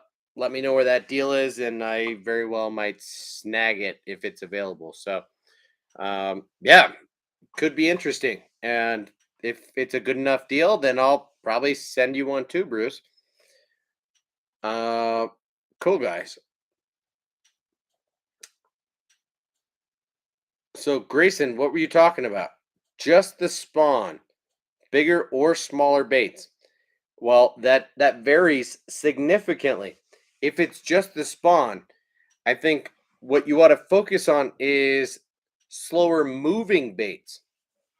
Um, so in the pre-spawn, you're gonna fish faster moving baits. You're trying to find fish that are aggressive. When it gets closer to the spawn, when the water temperature goes up and really gets north of 60 degrees, and still is south of 70 degrees. Really needs to be south of 65, but 60 to 65 is that sweet spot where you know the fish are going to be doing their thing up shallow. You will be able to see them doing their thing up shallow, um, like dirt shallow. That's when you want to use something that is going to hang in the strike zone. So You could throw a drop shot on a short leader. You could throw a Ned rig. You could throw a jig. You could throw a small swim bait. There are so many different things that you can use, but I would not throw a top water. I would not throw a jerk bait or a crankbait, anything that is a moving bait of any kind, or where the fish is forced to look up and attack.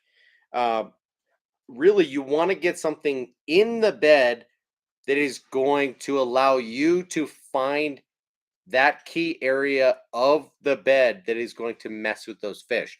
So here's the thing is an average bed is probably 2 feet in diameter. Not very big, right? We're talking the size of this frame. And a bass might be circling or staying off the edge of that bed, or it might be locked onto the middle of the bed. When you throw your bait in there, the bass is going to do a number of things. It might immediately dart off and never come back. It might leave and come back immediately, or somewhere in the middle where it's watching what's going on. And depending on what happens, it might come a little bit closer. Uh, what you really want is a fish that is either locked on or just on the edge and is not super spooky. You pitch onto the bed and that fish is watching what's happening. It doesn't leave right away and come back. It stays where it is, holds its ground, and watches what your bait is doing. And let's say this is the size of the bed, you put it here in the middle and that fish is watching. You move it and that fish starts moving. Maybe you kill it and wait to see what that fish does in either stopping, turning, or coming closer. You move it. There is always going to be a sweet spot somewhere in the middle of that bed, maybe on the outer edge, somewhere inside that bed. And you need to find that where the fish freaks out and immediately attacks. So there's always a spot uh, where a fish hates it, and it's usually where the eggs are placed, right? Um, where that fish, usually the male, sometimes the female, feels like the risk is highest of you messing up the spawn of their babies. So they laid the eggs, and your bait or theoretical um, fish or crawfish, whatever it is, might go eat their eggs. If their eggs are sitting here and you pitch in here and drag it here, they might not even care. If you pitch in here and drag it there, they might freak out. So it totally depends on where that sweet spot is, and you need to find that out. It takes time in pitching and dragging, pitching and figuring out what bothers that fish on that day, depending on that bed. And then the presentation comes afterwards. So it's not necessarily about what bait you're using, what color it is, how you're using it. It's about where you put that bait. So keep that in mind, man. Um, I'm not going to say that a swim bait versus a creature bait versus a crawfish is going to matter quite as much because it doesn't. I personally like something that I can see better. So whether that's a drop shot, whether that's a bright colored bait, um, doesn't quite matter to me. I want to be able to know what's going on. If it's clear water, all the better. I'm gonna probably go natural and watch what's happening. If the water is not clear or the weather conditions are not in my favor, I'm going to go to a bolder color and watch the behavior of the fish and see what happens and find that spot. And then if I can get them to act on that same bait in the right spot, great. If not, then I'm going to switch my presentation or my color to get them to bite and and I already know exactly where it needs to be. And then it just becomes like traditional fishing where you're waiting to feel the bite, etc. So, um, I hope that answers your question a little bit. We can get into talking more about bed fishing here in the next, I don't know, 2 months, because really for me, it happens in April, May, and into early June. So I'm a ways off of that, but I know some people think that it is unethical to bed fish. I am not one of those people. I'm not a tournament fisherman either. I'm just the type of person who likes to fish, who likes to catch fish, who likes to release fish. So I am all about the school of thought that every little thing matters. So catching a fish that you can see, holding it for a very short period of time, maybe getting a picture, and then releasing it straight back to its bed does very little harm to that fish. Um, I know there could be arguments made that if it's a female and it just laid its eggs, that it has a higher chance of dying than it did if you didn't catch it. Yeah, sure. Theoretically, that's true. But these are hardy fish and creatures. I'm not concerned about this small little differences like that. They're going to be harassed by bluegill and crawfish a lot more than they are by people like me or fellow fishermen. So I'm not worried about that, especially when practicing appropriate catch and release fishing. So keep that in mind. Mark says, throw the suicide duck, lol. Yeah, like I told you guys last time, I don't own that bait. I don't throw that bait. I don't know jack about it. I think it's a prop style frog looking, or a duck looking frog, but I don't know. If someone is looking for some high end swim baits, I got some for sale if interested, says Matt. For retail or less. He's not flipping baits. So if you want some high end swim baits, hit up Matt.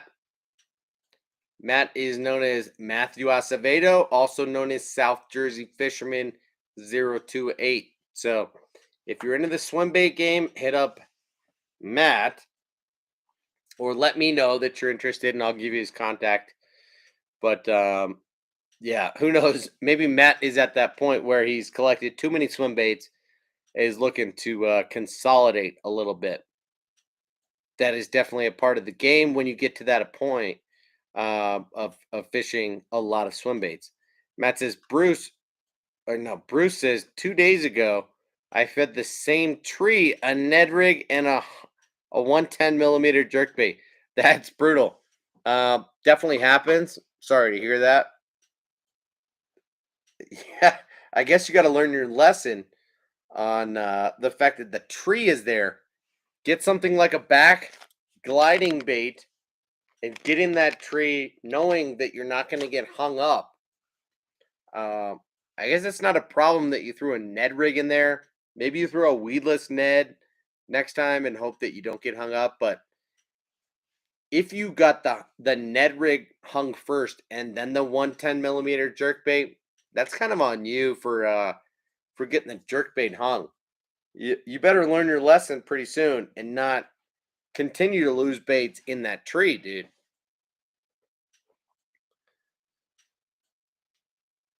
Bruce, you need some balsa near that wood, the Black Label Ricochet, or the Depths Evoke, and you won't regret it. Well, take it easy, dude. Bruce is going to spend 20 or 25 bucks on a crankbait and hope that it deflects off that tree. Get out of here, Matt. I don't know about all that.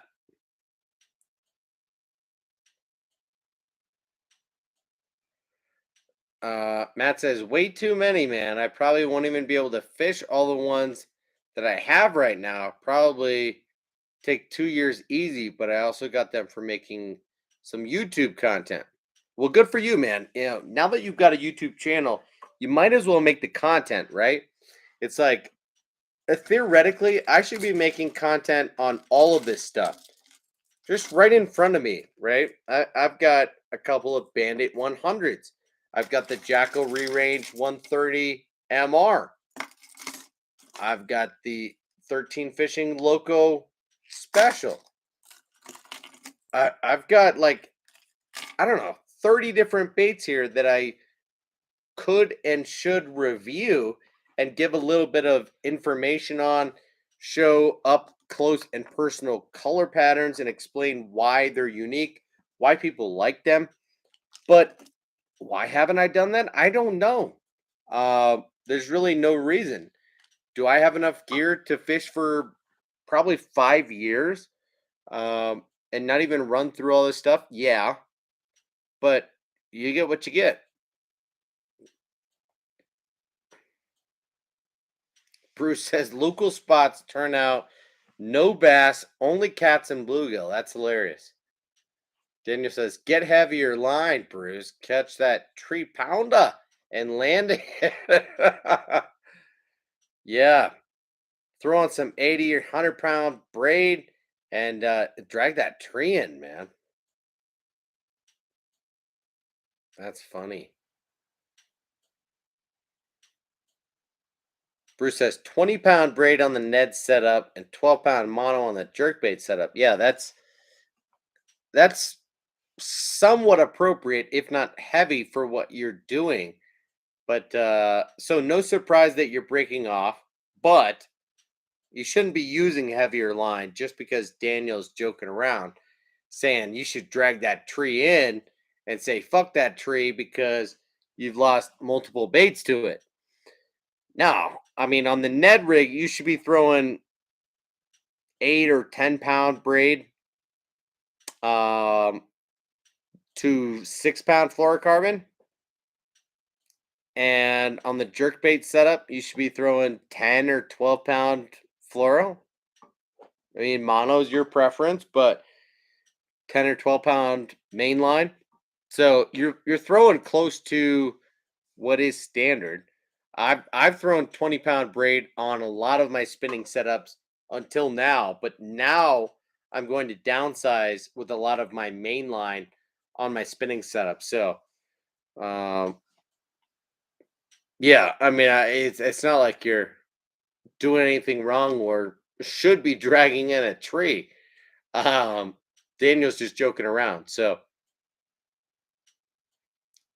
Matt says the evokes deflect off of wood, unlike any other bait that I've used, man. Only snagged one in 1 year of using it near wood, and three in 2 years of using them from April to November. Unless I'm just lucky. Well, you might be just lucky, but that sounds like pretty solid luck, pretty solid experience. So the depths evokes are kind of a must-have and something that we should all look into, huh? Good to know, man. I mean, it's been on my list, my radar, my whatever you might call it for a while now, maybe the last year or so, but the way that you've talked it up makes me want to get one sooner than later. And by one, I mean a couple or a handful. Bruce says going to a local private pond stocked going to a local private stocked pond tomorrow. $10 a day. Well, geez, man, are you guys keeping fish or what? Why do they charge $10 a day? Don't tell me you guys are keeping bass. Or are you guys keeping trout? Or what makes it worth $10 a day? That's muy caro. That's some steep stuff, dude. Matt says I got about 3 to 4 people on them and they don't regret it. Well, I believe you. If I picked up some Depsy Evokes, I don't think I would regret it. As for whether I would give you credit, I don't know. But yeah, eventually I will. Bruce says going to a local private. Oh, I already read that. Public ponds are dead, neglected. What are you talking about? Matt says I got about 3 to 4 people. Fuck, guys. I feel like I'm probably getting or looking like I'm drunk, and I've got 1/4 of this bottle in me right now, if that. However, I suppose if I haven't gotten hooked, I suppose.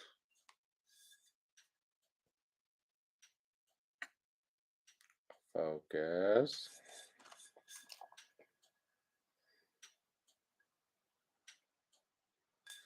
I mean, what is this? 116 proof?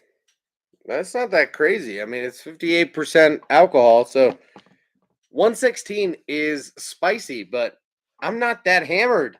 Let's be honest, guys. I didn't drink anything. Daniel, I opened this tonight. I'm not trying to go lower than you right now. This is a birthday gift. It was probably a 60, 75, $80 bottle of rye. I'm not trying to drink the whole thing tonight, dude. And it's a spicy rye. But I don't know what happened. I guess maybe I'm getting a little bit drunk and I need to get out of here. Um, Matt says some good stuff then. Yeah, I don't get what's going on. One sip, everyone knows the rules. Let's get some notes in there. Should we do some whiskey tastings? Testings. Musky.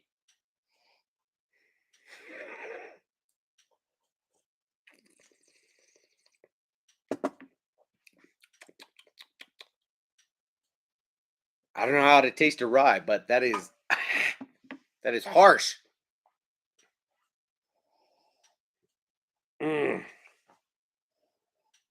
leather. Grandpa's belt. What do you get out of that? Homemade balsa baits. I'm gonna give it one sip. Everyone knows the rules. This is the Stellum single barrel rye, 116 proof, selected by Beneath the Char. I'm gonna give it a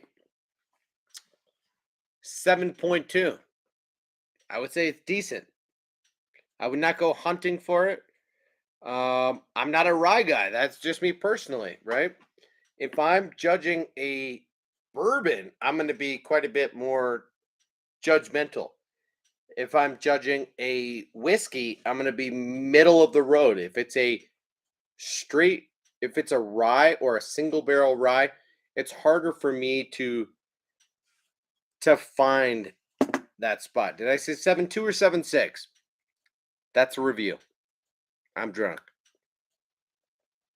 Daniel's drinking a $20 bottle of rum.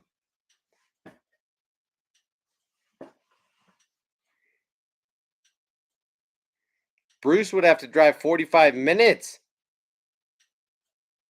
or over an hour to drive in any direction to get to public water to fish. That's ridiculous. He's in the middle of the sticks. More registered students at his high school than this 300 square mile county has listed. That's ridiculous. Matt says, I'm allergic to almost every kind of alcohol except beer and whiskey. Well, does rye count? I mean, can you drink rye? Is that whiskey or no? I don't know enough. And on that note, I'm probably going to need to go. We've been on for 2 hours and 9 minutes, and I'm making a fool of myself. There's 8 people on here right now. Mark is drinking Bush beer right now. Sweet. I remember doing that, doing that in my teens or my early 20s. I haven't drank Bush beer in a long ass time. Bush. Bush Light. I remember that. That Bush Light was what I used for beer pong mostly. So, I mean, if you're playing drinking games, then by all means, go for it. If you're not, you might as well step it up to like a Coors Banquet beer at the very least. Have some respect, dude. Go with something that's not a light. I mean, Bush Heavy. Might as well go with a Bud Heavy or a Coors Banquet beer, something like that. But dang, Mark. Daniel, everything did go through on the transfer. We are good. You sent me the payment on PayPal. I sent you the reels via is it UPS? USPS? I don't know. I'll send you the tracking number because it's coming straight to you. I've got it literally right here, man. Um, it will be there no later than Tuesday, USPS. All right. I got the tracking number for you. I'm not going to give everybody the tracking number because I don't want them having your address, but I did send this out at the day and time that I texted you. I mean, we're all good. This was on the 15th, Tuesday at 5 p.m. And you'll get it by Tuesday. So I appreciate you sending me the payment. We're good to go on those reels. I think you will be very happy with what you get. So no problem, dude.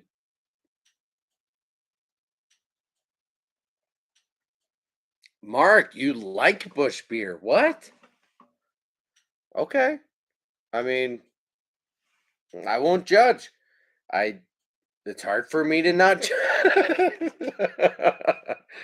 I don't know. I don't know why. I come from Colorado where water is important and we tend to think that Coors is the best and Budweiser is maybe next, and then something like Bush or Keystone or the like is like bottom of the barrel. I don't know why Bush is just like it's down there, dude. Michael Romero, what's up, dude? When it comes to beers, I prefer IPAs. I used to as well. Some 5 years ago or so, IPAs were kind of my jam. I still drink them a lot. Don't get me wrong. It's not that I've grown out of IPAs at all. I've had a similar progression when it comes to red wine, but I would say these days when it comes to beer, I'm more of like a pale ale type of guy. Anything in that like 5 to 6% alcohol range is my jam. Something that is hoppy, but not overly so. That'll bridge that gap between a lager, pilsner, and IPA. Boom, hit right in that middle of 5 to 6% alcohol is kind of where I like to play.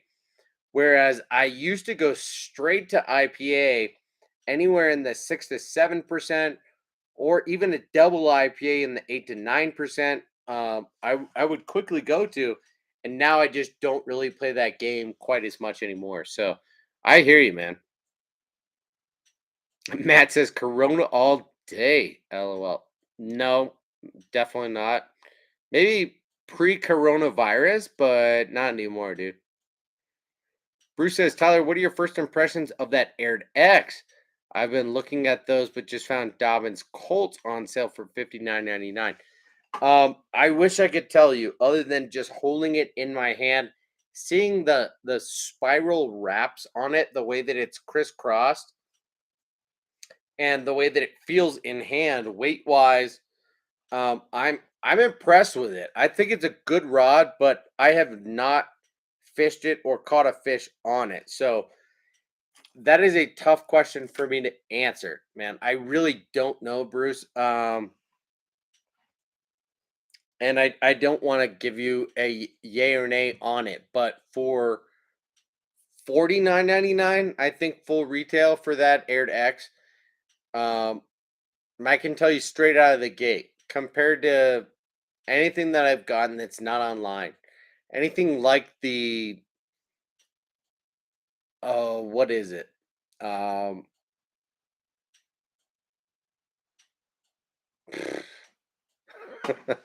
here comes my drunkenness.